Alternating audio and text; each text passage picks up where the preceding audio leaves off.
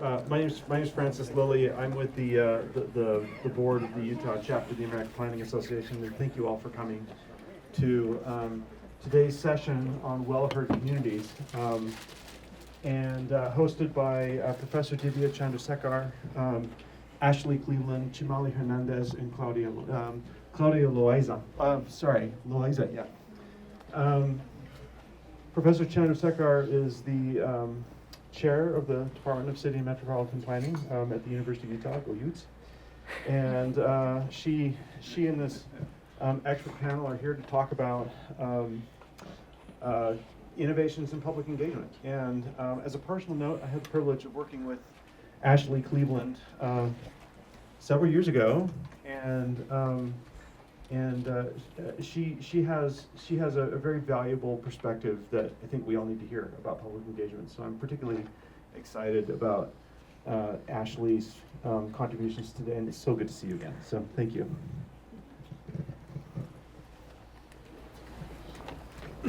Thank you for the introduction, Francis, and welcome to all of you to our session today. It's on well-heard communities, and with a focus on specifically tools and strategies that we can use to engage with communities and improve inclusion in the planning process. And with me are four really great planning practitioners with very critical experience in doing just that, which is community engagement. So I'll hand over the mic to have them introduce themselves one by one. Thank you. Good morning, and thank you so much for filling up the room. It's so nice to see your beautiful faces. My name is Ashley Cleveland.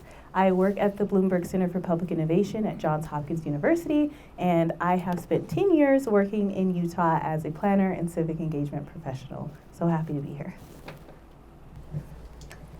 Hi everyone, my name is Claudia Loaiza, and I'm a proud graduate of the CMP program at the University of Utah, which go Utes again. So I did study planning and was able to specialize in housing and community development, and I graduated, gosh, when was it, 2021, 2022? It's been a little bit, but right now I work as an associate developer for a nonprofit based in Salt Lake City called Develop by Women. We're closely associated with Give Group. We're a community-centered and focused development firm that really tries to provide housing first opportunities for those that are housing insecure. And we also really try to lead out on opportunities and strategies to bring in social safety net needs. So whether that's car share programs, food and security, and different opportunities to, I think, expand that idea of what we mean by development. Because again, we can build the structures, but the sense of community, that ability to connect with each other and connect with our surroundings goes beyond just the foundation of the building. So grateful to be here and to learn with you all. Good morning, lovely folks. My name is Chimalli Hernandez Garcia. I am a neighborhood specialist for the Salt Lake City Mayor's Office.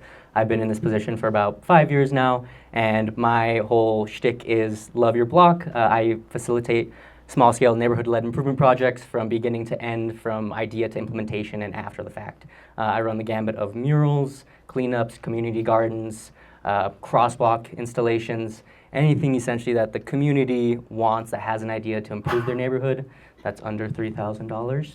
And then, should they be awarded, we run through it. So I've had the pleasure of having to work with communities for at least 5 years now in a multitude of capacities and varieties and nature of work. So it's a pleasure to be here with you all today, and I'm excited for what we're going to talk about. Thank you all. As you can see, the panel is very well experienced in community engagement, or what we might call inclusive planning. So the question to the panelists first is, what is the value of inclusive planning? And then how does this specific thing, which we call but not often understand, inclusive planning, help create a well-heard community and consequently a more resilient community? Chimalli, would you like to start as well? So, of course, as planners, we are engaging, developing, kind of ideating as to what the future can be for a lot of these communities that we work alongside with. And in order to, I think, do our due diligence, we not only have to plan and listen and to engage with the folks that have the most access to folks in the city, such as us, but to go beyond that and to try and not bring folks to the table, but I like to say we have to bring the table to you, even if we have to like disassemble it into 20 different pieces and set it up 2 hours later. But this is kind of the whole gist of making sure that we are actually listening to the folks that don't quite have access to us. Lowering these barriers to inclusion and to access to the power that we all hold as planners. We all have a responsibility, and the power that we hold is critical to how we shape communities moving forward. And by bringing folks in who have traditionally been left out, who have chosen not to engage with city and local governments for completely understandable reasons. I mean, we look at the history of planning, there's a lot of mistrust that has been sowed. And when we actually meaningfully and listen to these folks and go out of our way to meet them at their grocery store, meet them at their church, meet them at their local park on after hours after work on a Saturday or Sunday, we really want to place ourselves wherever we may be. But this familiarity kind of breeds this trust, and we're making sure that what folks are telling us is actually ending up as something that is tangible. It's not just, oh, well, we kind of listened to you, but that was kind of outside our scope, so nothing came of it. We really want to have these tangible outcomes that folks are hoping for, that they're desiring for, that they're advocating for. And this seeing your own comment kind of come to life leads to this increased trust. Okay, maybe they actually are listening. Maybe my voice does matter. And it starts to create this kind of feedback loop of folks who may not have been engaged before now see a pathway forward to what they want for their communities in moving forward. And it just leads to greater care and desire to stay involved and to keep your voice heard. Yeah. Ashley, you work in a different community.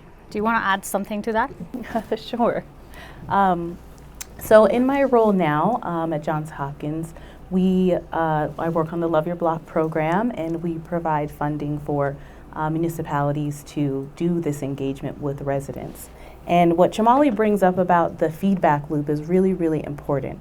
A lot of times, and especially during the pandemic, we did a lot of surveying, right? We made sure that we had virtual meetings and hybrid situations and things of that nature.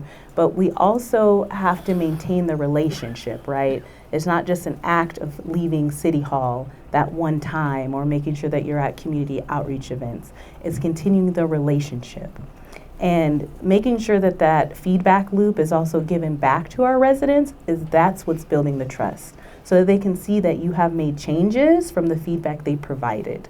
And I think especially when we talk about how to do that in an inclusive way, making sure we have language access policies available within our city, making sure that we have staff who are trained in the difference between community outreach, civic engagement, and comms, right? I know that a lot of times we have to think about funding and figuring out how to staff across different departments and things of that nature, but if we can get a really good hold on what that means and how our municipality wants to move forward, you can see a lot of that trust being built over time. And it creates resiliency because when we do have an emergency, we have those connections to make sure we get the word out and people can respond to those changes so that they're not at the mercy, right, of a new policy coming down the pipeline. And I do think that's really important as climate continues to change, right? We've experienced floods here randomly in Salt Lake City. That resiliency is definitely going to be really reliant upon the relationships we have with our communities, all the way from community development and every other department. On the southern Utah, that's not just floods, but as we heard yesterday, also wildfires. Claudia, there seems to be, based on what Chimalli and Ashley are saying, there seems to be some sort of secret recipe for, maybe it's not so secret, as of yet not described recipe for what makes a successful engagement. So I'm wondering if you have thoughts on what are the factors or underlying things that need to be put in place for a successful engagement. Thank you, Divya. As a fellow foodie, I love the recipe analogy because what I love about that is that as you adopt a recipe or inherit a recipe, you're constantly adding to it, right? To make it more relevant, to make it more custom tailored, and to make it work for the people that you're serving, right? So I think going off of this question of what actually makes engagement successful, I'm gonna have to quote my good friend and sister here that when we plan at the speed of trust, right? That trust becomes the outcome, and the engagement is that process. And I'm going to lead into some of my work that I did previously with the state of Utah when I was working at the Division of Multicultural Affairs. Is that still on? There we go. Because tying it to resiliency, and I'll make sure to connect it to this built environment perspective too, but when and I don't want to take you all back to the dark time of COVID, but just thinking through how much our day-to-day lives changed, right? And how often maybe now we forget how drastically it changed for you personally with work and school. For those individuals maybe that had less of that stability in their day-to-day, whether it was lack of transportation or bodily autonomy, right? The fact that just not being able to just go to school or go to work in the same way wasn't possible anymore.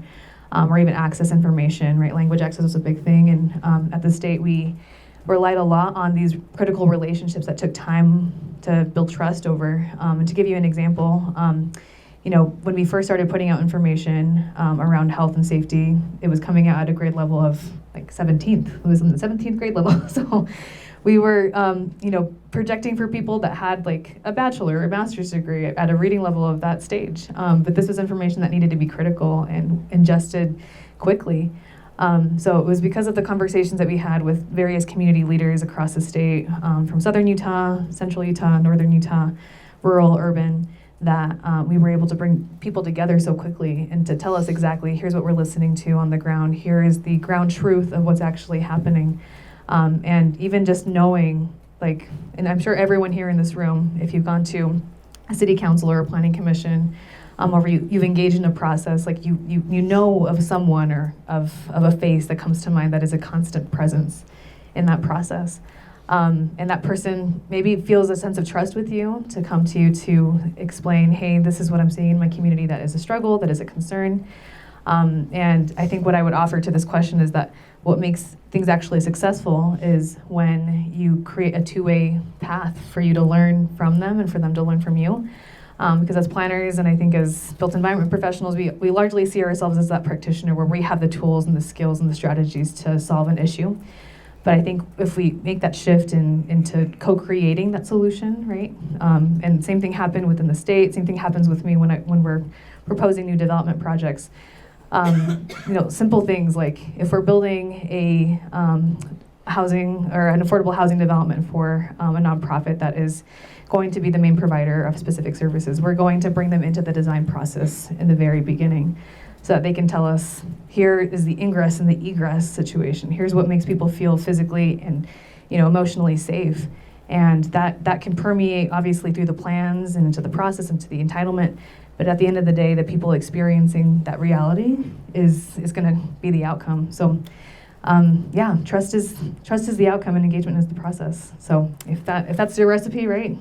Connecting, making time, making sure that you maintain that connection over time is what you want to add to that recipe. So that way, you make sure that when the time comes, when it's a drastic need, then people are at the ready to support. So, Ashley, as the person that quoted, or Claudia quoted, what would you like to add to that? Trust is the outcome, civic engagement is the recipe, building the relationship is how you keep moving that engine forward. And so when we're talking more specifically about how to get that done, right, like language access is one piece of the puzzle. Another one is making sure that majority of your materials that are going outward and public facing are at like a 3rd or 4th grade reading level. Another thing that I think has been really, really important in my work, I talk about leaving City Hall all the time and finding community space outside of City Hall to host some of those conversations. So one of the things that I did when I was at Salt Lake City Mayor's office was where I would host an annual community meeting with underrepresented voices by reaching out to their community leaders to help them co-create building that meeting. So what we would do is I would work with the leader of that community. We would build a survey that would talk about, what do you actually want to hear from the city? Instead of us telling you what you want to hear, what do you want to know more about? And every community has something else that they're going through. So for example, our indigenous relatives at the time didn't necessarily want to know more about public lands. They wanted to know more about economic development. And so how do you host meetings just to build relationships with other city staff outside of the mayor's office, right? So when the administration changes, those relationships are standing there because our work is going to continue regardless of the administration, who's ever there at the moment, right? Some of our plans take 10 years to see fruition, and sometimes we have to redo some of our guidelines.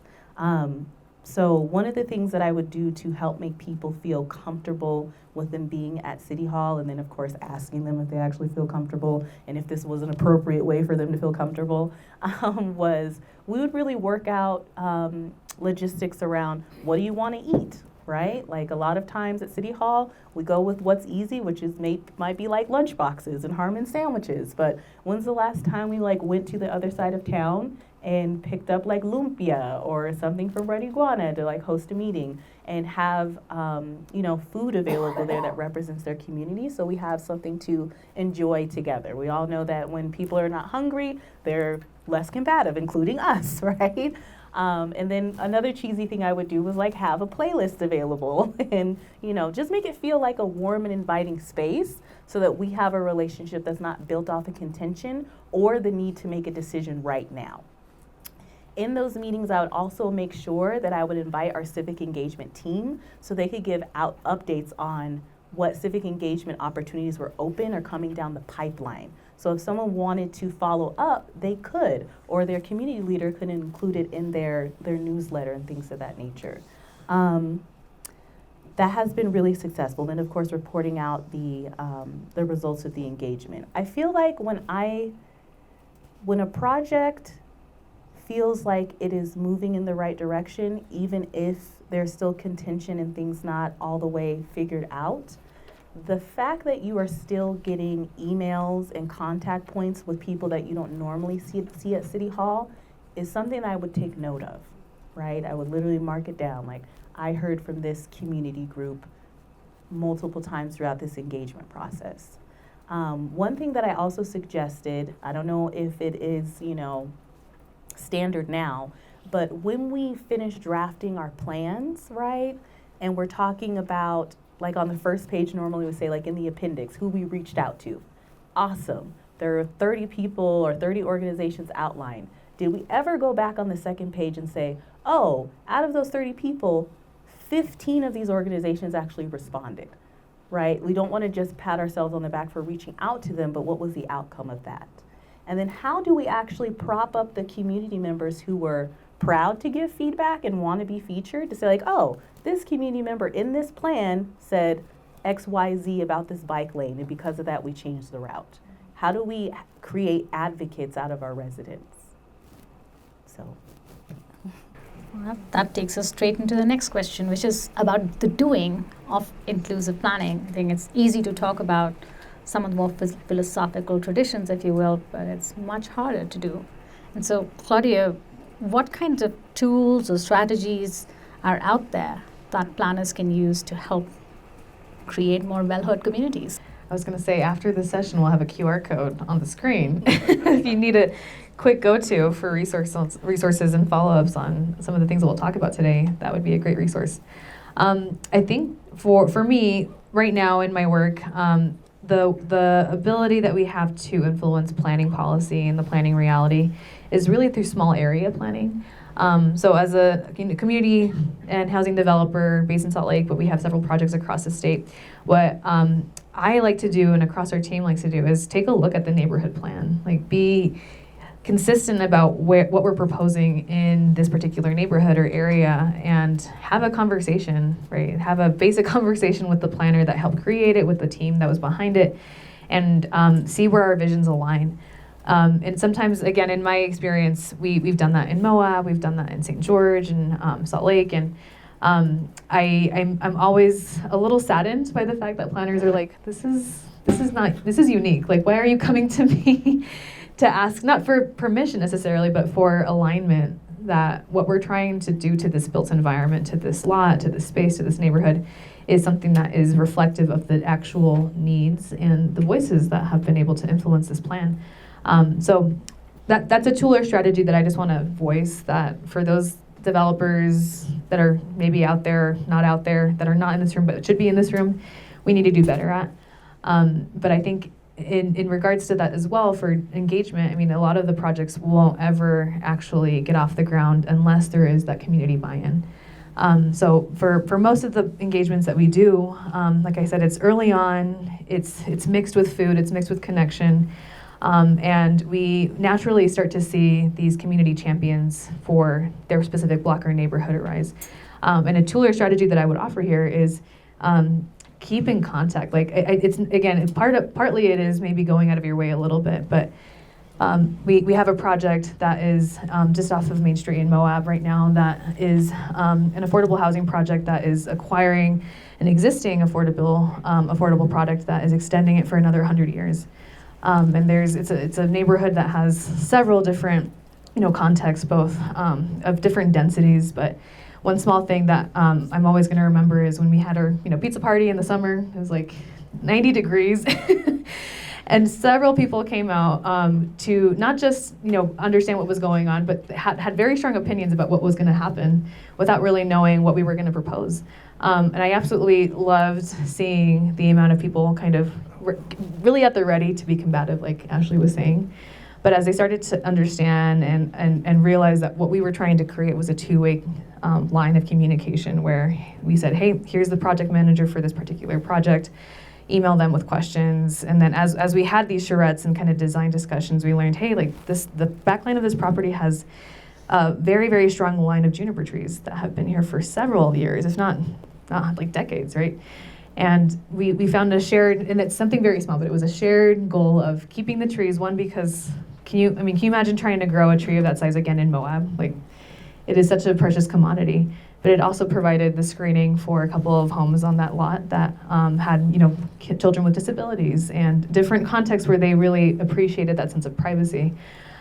So you'll find shared wins, I think, as you have these conversations. So I would again offer that the strategy is having communication and conversations early with the folks that, again, are at the end of the day going to be your biggest hindrance, but also your biggest advocate, your biggest champion. And I don't like to use that word, but again, at the end of the day, community members are the experts in their needs. And we're going to be going in and out, right? We're going to be very transient. But they're the ones that are going to have to live with the 24/7 reality that you're creating. So that and this is what I would offer. Ashley? Now that you bring up that story, it makes me think of a story in Mill Creek that I absolutely love. Francis, please correct me on the details if I am wrong. So I'm going to tell a story, and then I'm going to tell you about infrastructure. What right? story? The town center plan. Oh, that's right. At the Halloween town store. So when Mill Creek got started in 2017, and we've incorporated in 2018, our city hall was in an old town, like Halloween store, essentially. Like there was nothing in there, and we moved into it and we made it home.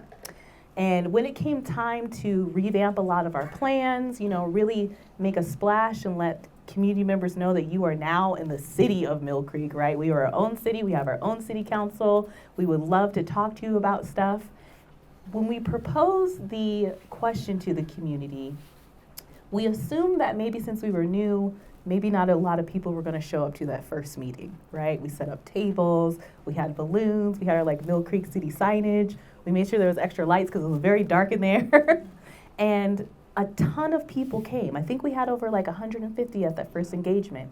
And they showed up upset, ready to go. And I think it was because they thought we had made a decision already and we were planning to do something. We're just telling them about the outcome, right? Because we're just coming in guns a-blazing. But then Francis and I, we really welcomed people instead of, making it real formal. We were just saying hi, shaking hands, kissing babies, petting turtles. And Do what you gotta do. you gotta do what you gotta do. And the conversation started to calm down, and we were like, no, we don't have any next steps. We're literally just here to tell you that we're here, and we want to start the relationship built off of what do you want to see. And so we sat down with them at round tables, not at a dais, and we were just there to have a discussion. We didn't necessarily need formal feedback, but we did take plenty of notes so that when we were ready to start that plan and we were ready to engage, we already had a baseline to go off of. Now, when I talk about civic engagement and the infrastructure needed to actually have it be sustainable, Because what happens, in my experience at least, is you have a young person at City Hall, maybe a new graduate, like these wonderful people here, right? And we're like, sweet, they're excited about being at City Hall. Get going. A lot of those times, those relationships sometimes have a tendency to fade away if they, maybe move on to a different position, or say we hire a consultant to do a thing, right? Because we don't have time to leave City Hall and we spend all of this money doing it, and the relationship leaves with them as well, right? In order to have some of that stay, I really love something called a civic engagement assessment. It's a self-assessment that you can take. It's available in this link. And you guys can really just talk about, where you think your city is falling. There's nascent, there's intermediate, and there's excel, right? And maybe after you apply some of those principles that are in the guidebook that is in this list of resources, you can do a post-assessment as well. Some really structured or, I don't know the word, well-resourced city halls have full civic engagement teams who run our surveys, right? What are we doing to maybe map some of those things, right? Civic engagement also requires mapping, right? And we could do something called civic infrastructure mapping. Essentially, where are our public spaces, where are people meeting, where are our community groups? So when we want to get started and we have a new person, we have a baseline for them to actually leave City Hall with, right? How can we create canvassing guides? Something that Love Your Block does on a regular basis is go and knock on doors. And at this point in time, it can be really critical to really explain who you are as a local government person, right? So having a lot of nuance and care there when you do your canvassing, I think, is really important. And then sometimes cities even have volunteer managers or coordinators who are constantly engaging the community on fixing a thing and volunteering about a thing, right? How are we sending out materials with them that represent, the city as a whole? So I think your boards or commissions recruitment is really, really important. Those are expert level people, right, from the community who know what's going on. You can also create brochures that talk about citywide funding, even if it's small grants, so they can send it out with these canvassing and volunteering people. We just really need to think about who are our people at City Hall who are outward facing that are not within, city council chambers.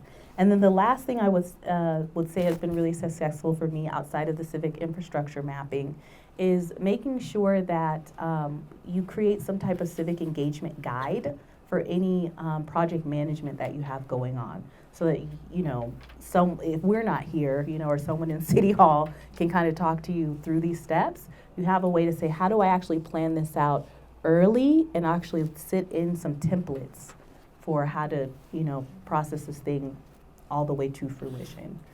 So some of those things are in the resource guide, but I think that's what's been really helpful for me.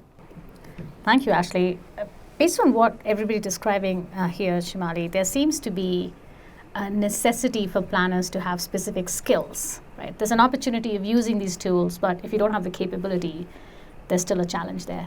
So in your experience or in your opinion, what kind of skills do planners need to have to do such engagement? Well, I think many of us enjoy planning because it's a very eclectic field. There's so many things that you can dive into and explore and build out. And that's kind of all the technical skills that we have, and it's our bread and butter. But a lot of these softer skills are kind of what I advocate for, especially in my constant engagement with community and interfacing with them. So first I would say is listening. Genuinely, really lock in. That's what I'm gonna say. When someone is expressing and pouring out their heart to you, even if it's something that's not related to your job or what the discussion was at all, just listen. There is usually a kernel of something at the base of what a constituent is saying, and you just have to be able to kind of peel at it till you get to it. So I encourage folks to listen and to explore these conversations that they're having with constituents, again, even if it's not pertaining to your exact job responsibilities. And communication, I think we have all kind of shared the fact that while we may listen, while we engage, we need to be able to communicate what is within our wheelhouse, what is actually to be expected, what is the timeline, and what is coming of this. So being able to relay all the information and facts as is important. Even if it's something that's just kind of off to the side, you know, be blunt with constituents from time to time. That's quite frankly what they appreciate. Don't try to sugarcoat everything, especially when you don't know the answer or you don't know what the truth is. It's okay to say, I don't know, but I'll get back into that. Adaptability, you work with a variety of communities and constituents. Each have a different lived experience, each have a different life, different schedules. You need to be able to be flexible to meet them where they're at, be able to navigate these conversations in the state of mind that they might be in, and also just in the environment that you're meeting folks in. You can meet someone at City Hall, you can meet someone at the park, on the trail, stopping them, hey, like, don't want to stop your run, but really curious to see as you're a user of this trail, kind of what are your thoughts on this? Intercept surveys are a big thing, and that are critical and really a good tool to meet folks where they're at, especially on their everyday kind of day-to-day life. And I think authenticity is another big piece of it. People want to be able to engage with you, not just as a planner. You are something more than just a planner. You're a full person beyond that. Being able to bring yourself to the table and represent yourself authentically is really, really valuable. And people will see through a facade.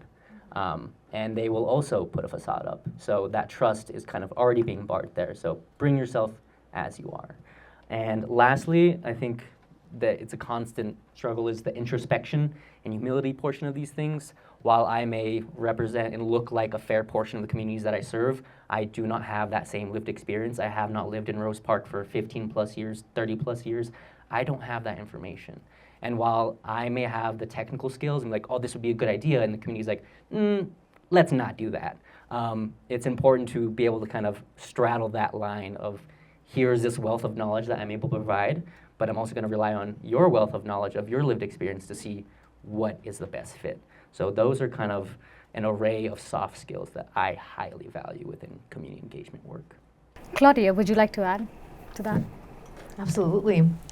I think I'll lean into similar soft skills, but also the fact that so many of us are wearing several hats. I know, and depending on the size of the city or the geography that you're in, you're planner one, planner two, but you're also social media manager. You're also, again, to Ashley's point, managing a lot of the engagement and execution and the tracking and the reporting. So one skill I think would also just be try to find opportunities where you yourself can maximize the time that you have, and see through a lens of who else within this department or office can I not just lean on, but can we think effectively through what skill sets we currently have? And I think that assessment that Ashley had mentioned is awesome. And I think also just something that we've done often in our office is creating a skills matrix of the individuals that even just currently are in, your wheelhouse. And I'll say for us, right, like I am coming from a planning background. Several other of my colleagues are also coming from a planning background. But we have a good amount of folks that are coming from a social work background, others from a fine arts background, others from a finance and an accounting. So if you see our skills matrix, and I don't have it on the screen, I don't think you ever want to see it because it'll probably overwhelm you. But we're just this eclectic, right, modge of individuals that from these different origins, right, whether it's social work or planning, found their way to housing and community development because there was something in our experience that spurred us to think, hey, this goes beyond just my expertise. And one thing that has inspired me to do has been, because of a colleague and a few of them that did have experience in social work, they have encouraged all of us to take a trauma-informed workshop through an organization called Trauma Informed Utah. And happy to add this to the list as well, but the work that we do is very proximate to what social workers at the end do as well, right? We're creating the structures and the housing and the ability for them to feel housed, but at the end of the day, when you add in the service component and the programming, that's how individuals stay housed and that's how they're able to actually achieve upward mobility at the same time. So we connected those dots, and I've already seen just a massive amount of change, even just in our design development, to how we're, even thinking about like our relationship to the external infrastructure, right? Like how do we make sure that walkability is a key component and that lighting and safety across all areas and hours make sense. So in terms of your skill set, right, like APA and your training is incredibly important, but I would start to maybe ask yourself that question of what, complementary or broadening scopes can I start to pursue? And I think, again, it comes with maybe starting with that matrix, right? Asking yourself, who in my office, who on my team can teach us something, and how can we, as a team, become a stronger conglomerate so that way our constituents can understand. We're approaching it from, obviously, this traditional planning perspective of how we're going to maintain the built environment and zoning and all these things and land use, but also land is land, but it's also our interaction, right? Like, social determinants of health, right? The amount of different uses around us affect the air that we breathe, the way that we navigate our space, how long it takes us to get to school and work.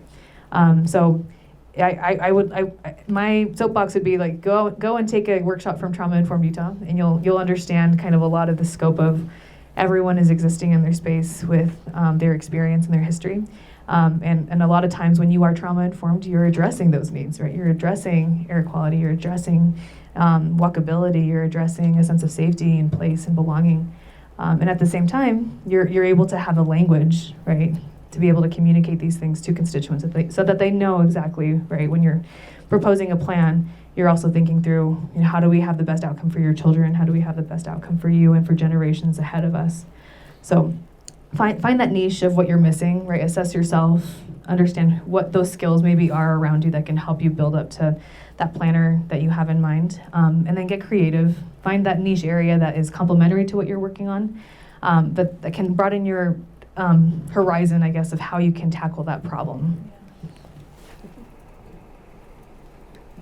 Actually, what Claudia and what Chimalli are seeming to imply is that there has to be a personal deep investment in developing inclusivity in planning, right? It's about introspection, it's about thinking about yourself and your practice, almost like ethics.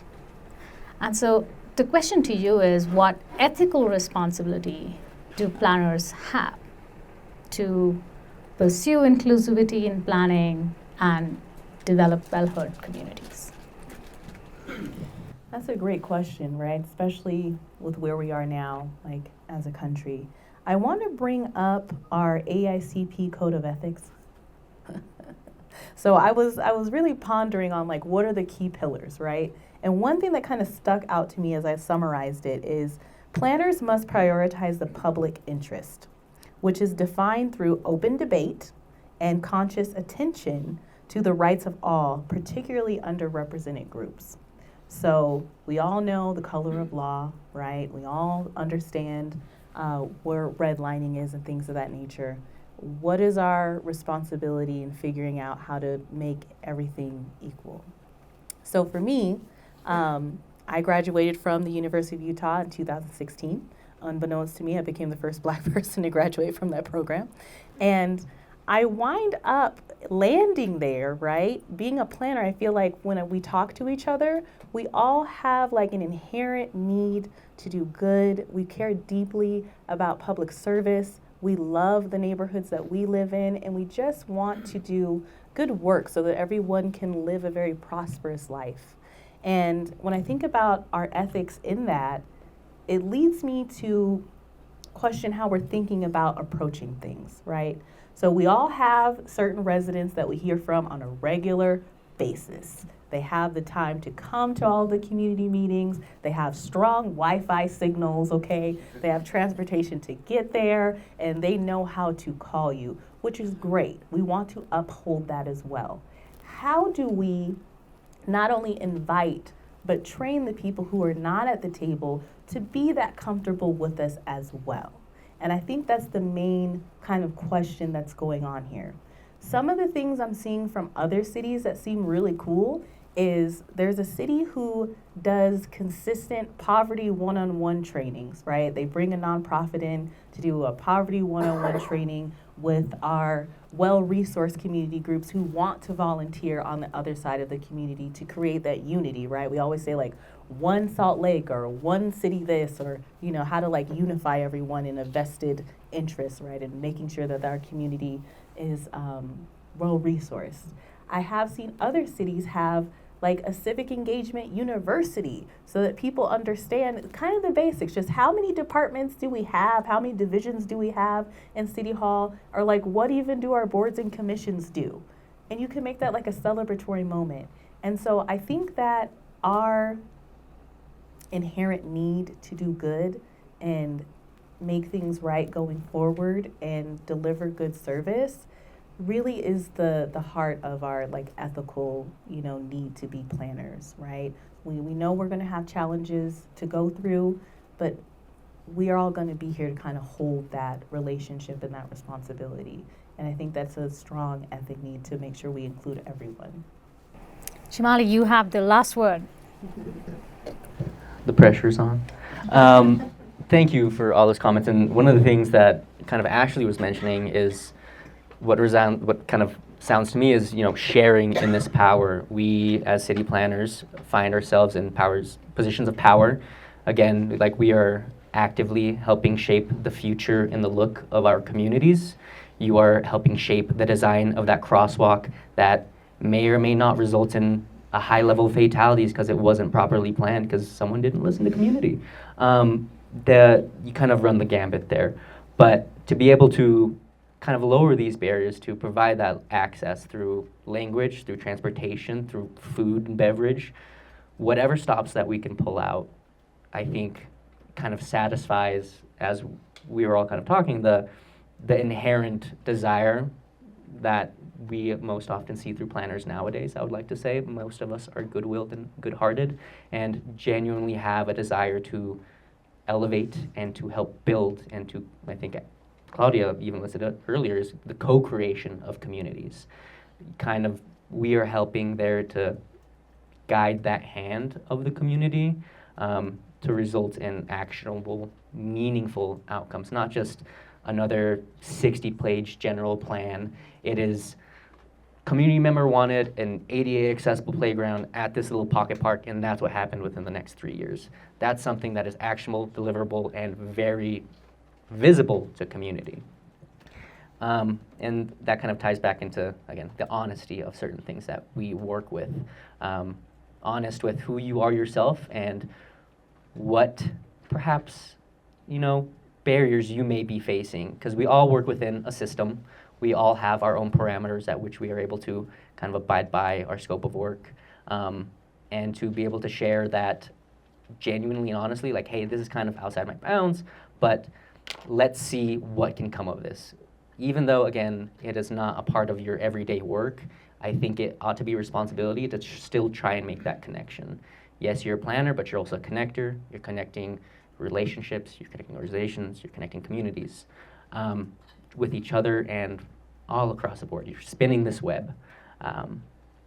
So, yeah, I think. Actually, I lied. Ashley has something to say as well. Chimalli's totally right. But one thing that came up to mind, right, like, yes, we were talking about being good-natured and, really having an ethical stance in this work, like an ethical framework.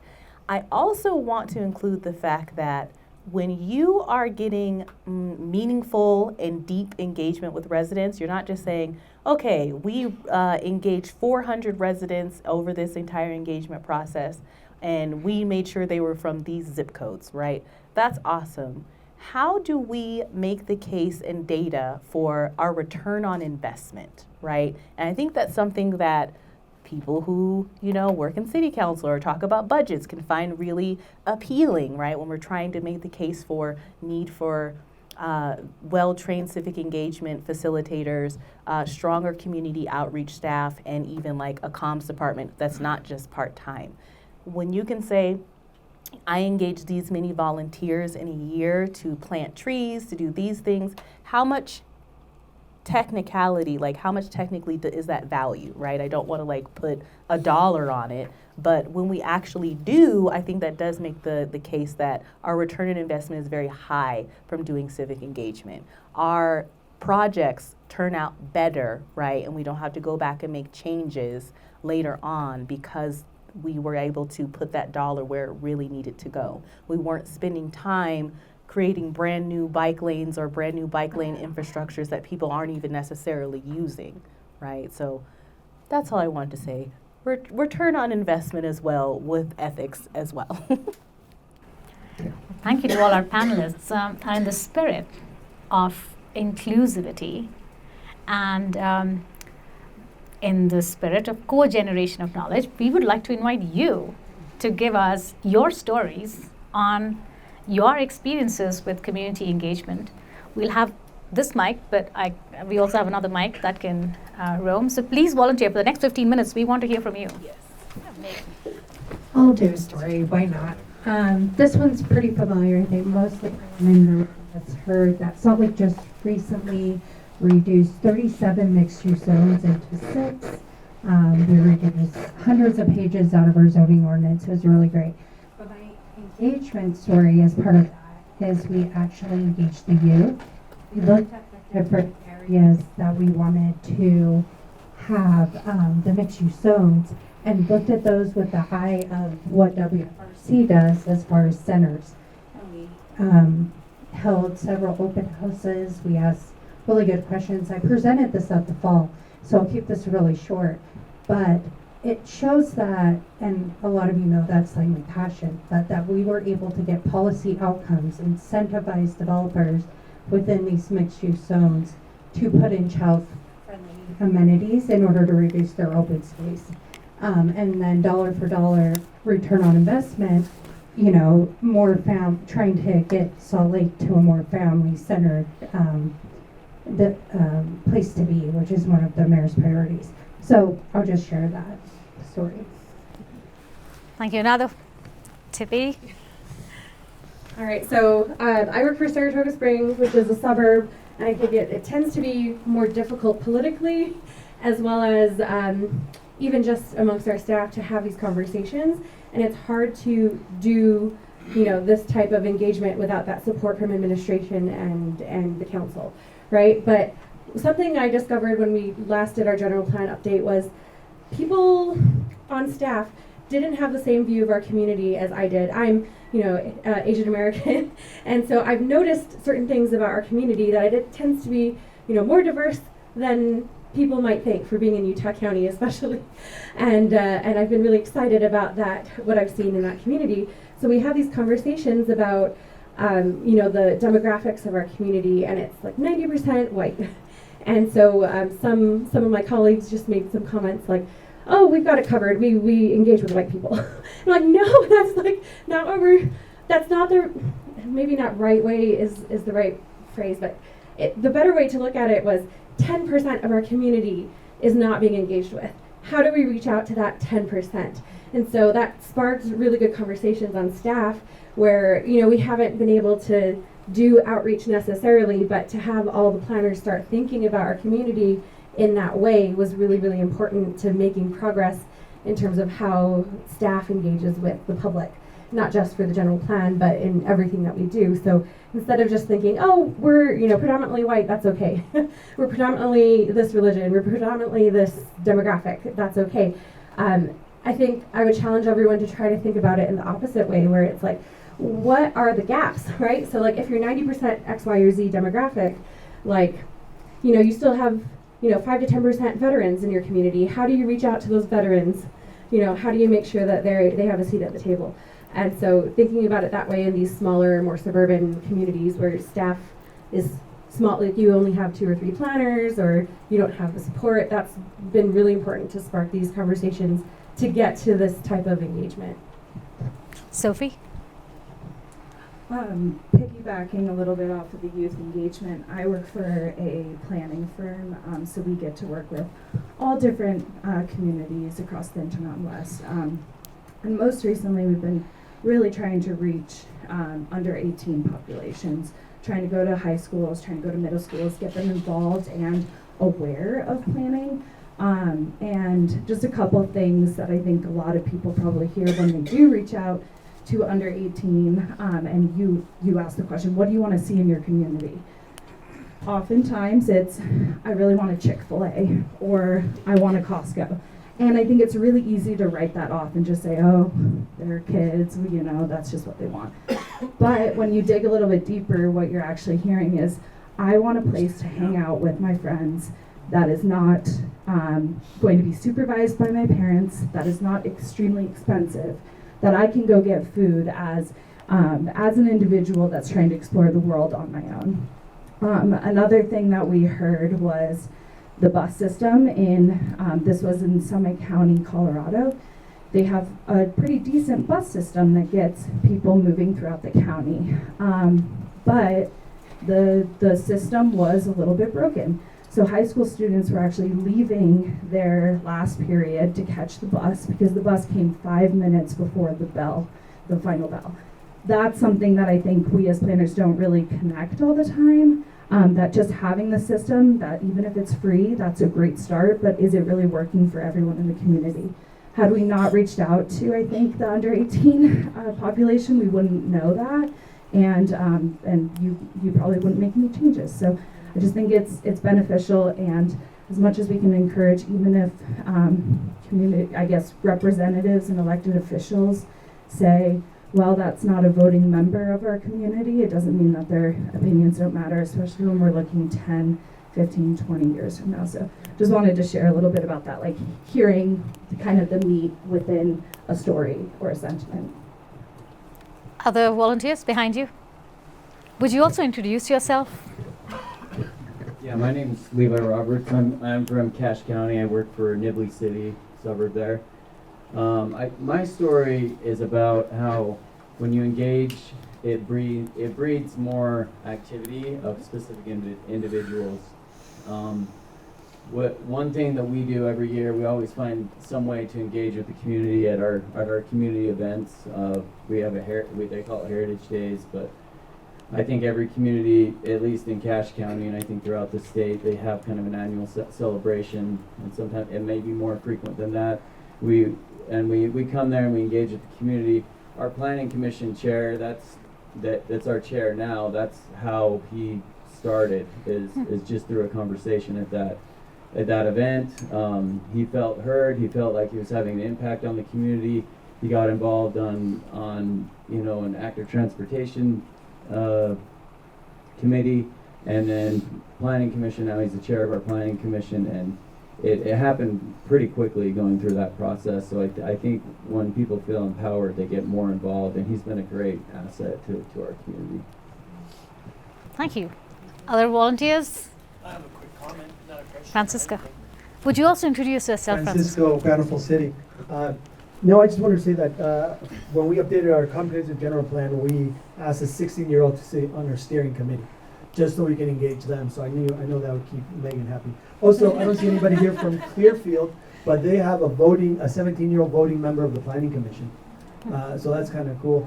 And the last thing that I've been focusing lately is to make sure that it's not regarding to civic engagement, but it is a start in that I also want to have a spot on my planning commission for a stay-at-home mom. Not a professional, but simply someone to fulfill that role, in that it's a little bit moving towards a little bit more towards inclusion. And Tippy's completely right in that we can't get past anything until not necessarily administration, but our council support our programs. Those are my comments. Thank you. So Scott Hess with North Augur. We have kind of a, I don't want to call them an apathetic public, but it's like a don't poke us and we're fine, and so it's really hard to get them out. And so we kind of have the joking idea of like high density coming to your area as a way to bring them out, and then and then we had an annexation and 2 rezone requests that were like in a Venn diagram of public posting notices, where we had 3 meetings with 150 people in the room. One of which, I don't remember who posted it, but someone was there and then put it on LinkedIn from the back of the room, and I can see my like bald head just down, sitting there at the front room. But the amazing thing about it is that it was an opportunity for the planning commission, our city manager, city attorney, and the planning staff to educate the public on the importance of coming out early in the process. So come out during the general plan, come out during that rezone, and don't come out while it's an administrative item at a subdivision level. And we also had the crossover of planning commission open seats were available, so we invited the public to apply, and one of those really engaged comment-making people who educated himself. Him and his wife are super engaged now that he got on the planning commission. And I think it's been a huge benefit to have somebody who came in concerned about quality of life and sort of adversarial against the city, realizing what was happening, and then now is engaged. So I still stand by like high density housing coming to your neighborhood, or we're bringing SOBs into single family neighborhoods. Anything that can just get that public out is super helpful. Otherwise, it's really hard to get these folks to engage. Wow. Talk about radical ideas.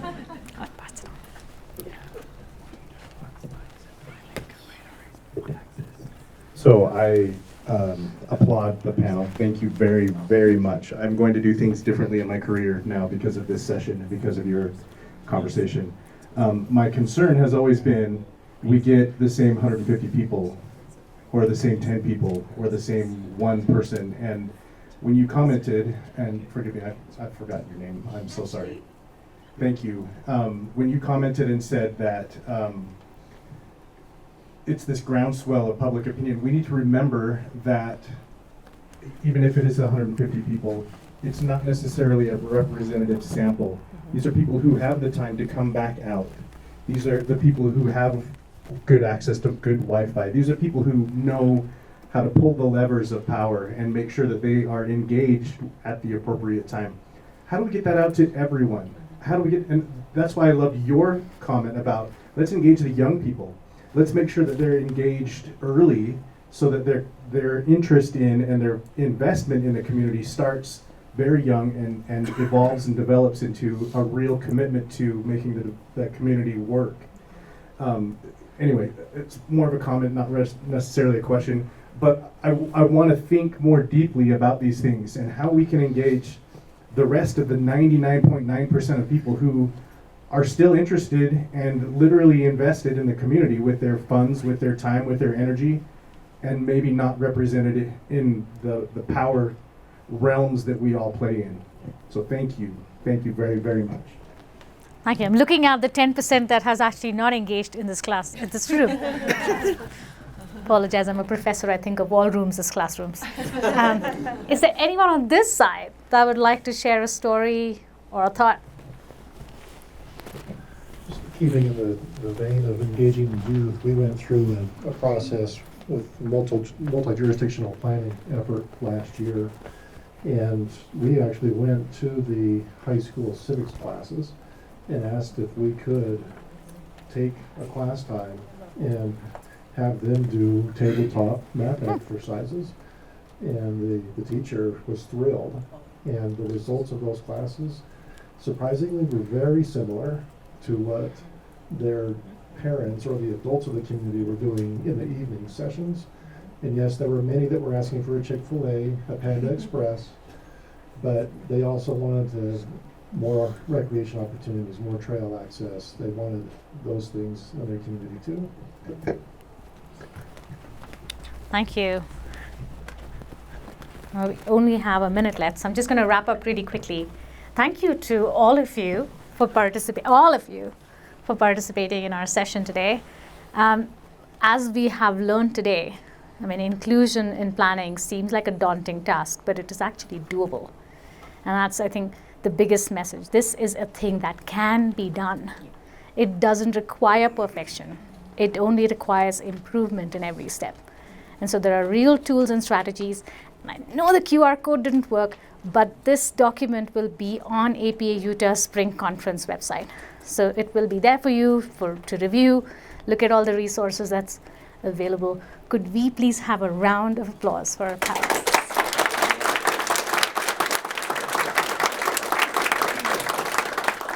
And we will be around for maybe an hour or so more, and so please come and accost us as corridors. We love it.